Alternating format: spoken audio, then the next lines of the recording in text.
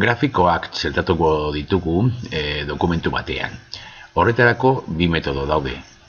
Bata da hemen bertan sortzea eta beste bat egina daukagun horri kalkulo batetik grafiko hori hartzea.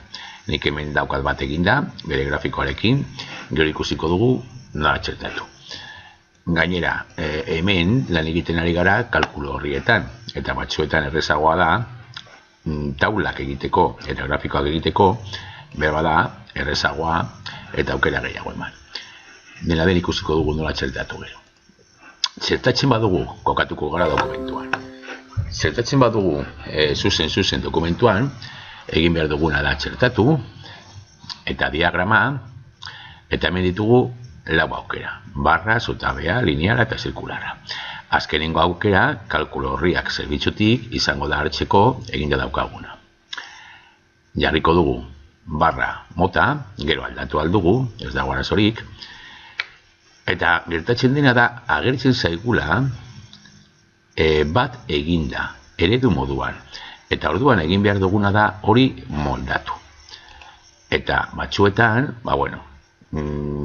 lan berria edo lan berezia, baldin badaukagu hemen eginda edo egin nahi badugu berritik, hobeto kalkulo horriak. Baina, txakatzen badugu gainean, klik egiten badugu gainean, hemen agertzen zaigu, lotutako diapositibarekin aukerak, eta hemen kendu esteka eta ireki iturburua. Irekiko dugu iturburua zabaltzeko daukagun grafikoa. Bidaltzen gaitu, ikusten duzuenez bidaltzen gaitu, kalkulu horri batetara eginda dagoena. Hemen aldatu aldugu dana, noski, eta jarriko dugu komeni zaiguna. Ikasle 0 adibidez, ikasle 0-2, ikasle 0-3, ikasle 0-4, jarriko dugu pare bat gehiago, ikasle 0-5, eta ikasle 0-6.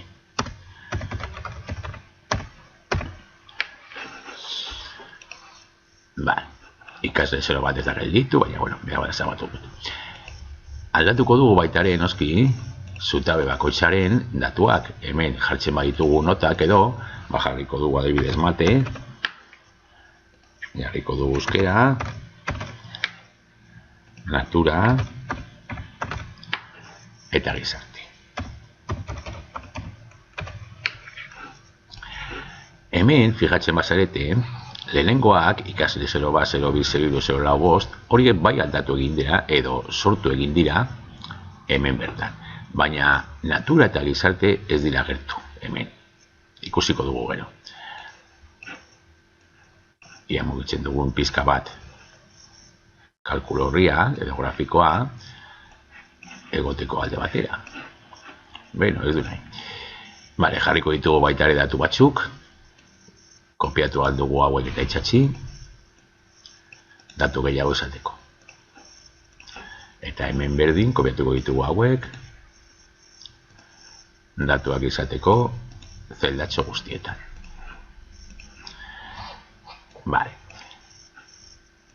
Horain mugitu nahi du. Orduan, zer egingo dugu agertzeko hemen mate, euskera eta beste guztiak.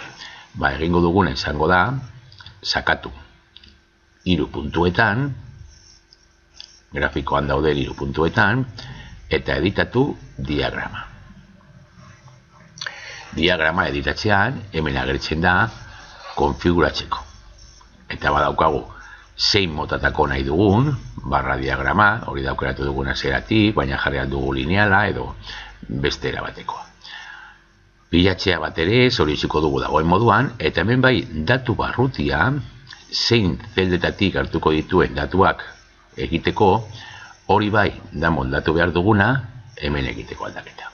Sakatuko dugu laukian, hautatu datu barrutia, hemen jarri ditugu zein zeldatxoak hartu behar dituen, baina ez, egingo duguna izango da, hemen sakatu, arrastratu, eta aukeratu nahi ditugun zeldatxo guztiak, grafikoan agritzeko. Orain bai natura eta gizarte barruan daude, hartuta daude, eta esango diogu ados.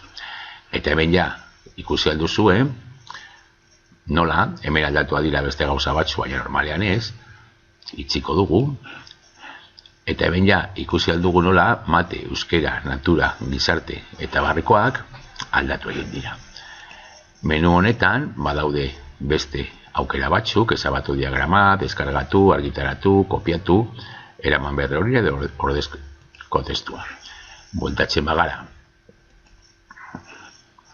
horrira, dokumentuen horrira, oraindik ez da aldatu grafikoa, baina hemen botoi honetan daukagu eguneratu, sakatzen badugu eguneratu, grafikoa ja agertuko da behar den moduan. Berdin, betikoa, duitu eta barrekoa eginatu. Bigarrenera egiteko ikusiko dugu.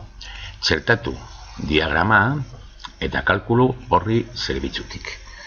Agertuko dira ditugun kalkulu horri guztiak. Gure drive ditugun kalkulu horri guztiak. Nik nahi dudana da, hau, kalkulu frogak, hau da nahi dudana. Hau da, lehen ikusi duguna hemen, eginda zegoela nota batzuekin eta diagrama eta bar, eta orduan, hori aukeratuko dugu, kalkulu frogak, eta hautatu. Agertzen da grafikoa bakarrik, ez dira agertzen taulako datuak edo, bakarrik grafikoa, eta orduan sakatuko dugu gainean, eta egingo dugu importatu. Eta badaukagu kokaturik oro. Hemen berdin, gero, ireki iturburua, zabalduko da kalkulu horria, eta hor baitare aldatu ahal izango ditugu gauza batzuk edo formatua edo koloreak eta bar. Hau dira bierak txertatzeko grafikoak. Nire ustez, hobe edo gomendatzen dizuet bigarrena egitea.